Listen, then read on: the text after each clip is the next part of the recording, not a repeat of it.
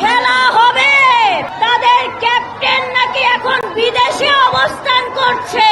Captain দেশে আসলে ওনরা খেলা শুরু করবেন। ওবায়দুল কাদের সাহেবকে আমরা বলে দিতে চাই, ঢাকা জেলা বিএনপির পক্ষ থেকে আপনাকে স্মরণ করিয়ে দিতে চাই, বাংলাদেশের মাটিতে আর লগি বৈঠার খেলা হবে না। বাংলাদেশের মাটিতে লাশের উপর নৃত্যের খেলা হবে না।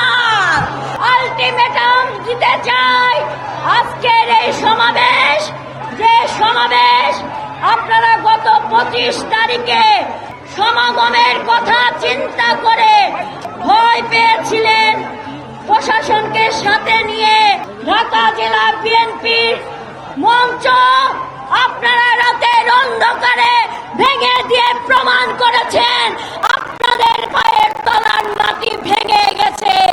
দেশনায়ক জনাব তারেক রহমান বলেছে, আমরা জনগণের অধিকার জনগণের হাতে পৌঁছে দেওয়ার জন্য স্যাংশন খেয়ে ওরা বলে ভয় পাওয়ার কোনো কারণ নাই। আমরা বলবো ঢাকা জেলা বিএনপি অঙ্গ সহযোগী সংগঠন ঐক্যবদ্ধ মুষ্টি হয়ে ঢাকার রাজপথ, ঢাকা জেলার অলিগলি দখল করে এই অবৈধ সরকারের জনগণের সরকার প্রতিষ্ঠা করব।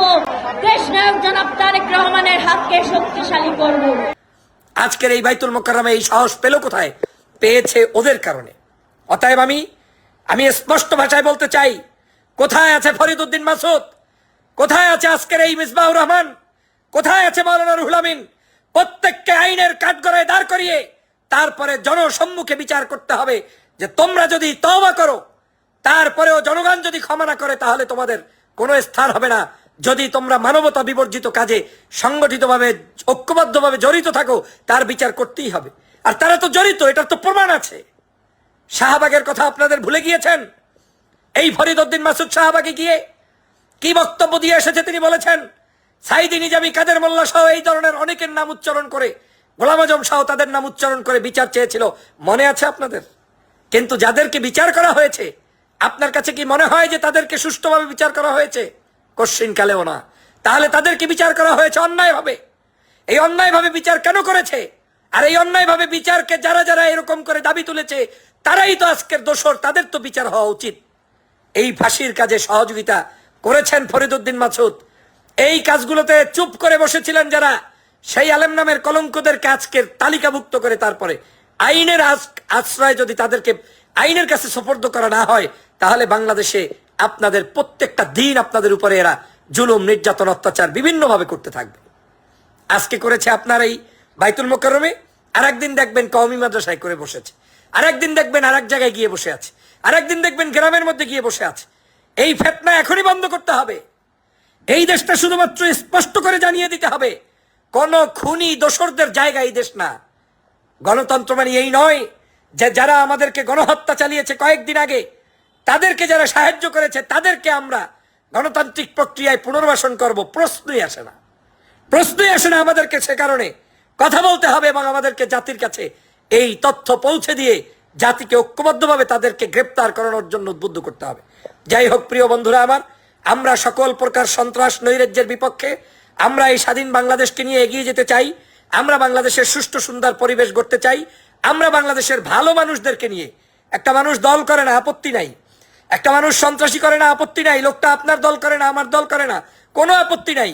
কিন্তু কোনোভাবে কাউকে শেখ হাসিনার পক্ষে অবস্থান নিয়ে বাংলাদেশে উস্কে দেওয়ার পরিবেশ তৈরি করতে দেয়া যাবে না, কারণ দেশের মানুষ ঐক্যমতের ভিত্তিতে শেখ হাসিনাকে তাড়িয়েছে।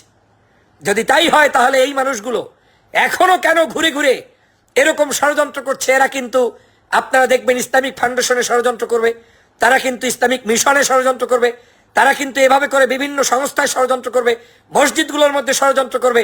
অতএব আমাদেরকে সোচ্চার হতে হবে। আমরা আওয়ামী লীগের মতো দল পেশা কাউকে দেখতে চাই না।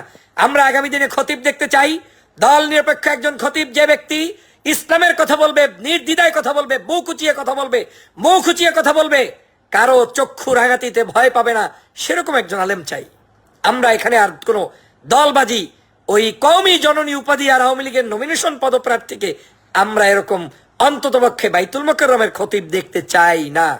আসুন সবাই মিলে এই ধরনের যারা যারা দলবাজ আলেম রয়েছেন, যারা আওয়ামী লীগের শুধু দালালি করেছেন, তাদের ব্যাপারে জাতিকে জাগ্রত করুন, ঐক্যবদ্ধ হন এবং তাদের বিচার নিশ্চিত করুন। আমি তত্ত্বাবধায়ক সরকারকে ধন্যবাদ জানাই যে তারা সুষ্ঠু সুন্দর ধারায় বাংলাদেশ চালিয়ে যাচ্ছেন। তবে তাদের কাছে আমার অনুরোধ, বাংলাদেশের প্রত্যেকটি সেক্টর থেকে আওয়ামী লীগের দুঃশাসন যদি দূর করতে হয়, তাহলে আপনাদেরকে আরেকটু সজাগ দৃষ্টি রেখে এই ফেসিবাদের দোসরদেরকে চিহ্নিত করে বিচারের কাঠগড়ায় দ্রুততম সময়ের মধ্যে।